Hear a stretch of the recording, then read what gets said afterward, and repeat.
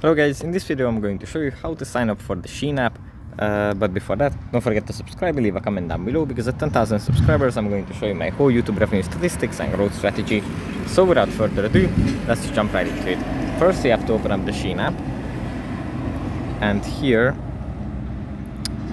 it opens up like this with the welcome to Shein screen.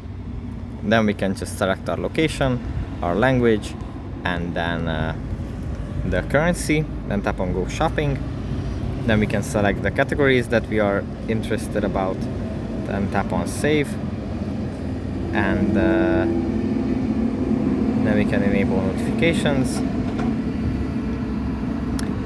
and then we tap on sign in.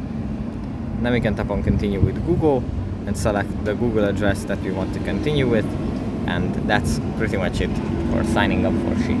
So yeah, that's pretty much it for this video. Hope it was helpful for you guys, and I'll see you in the next one. Bye.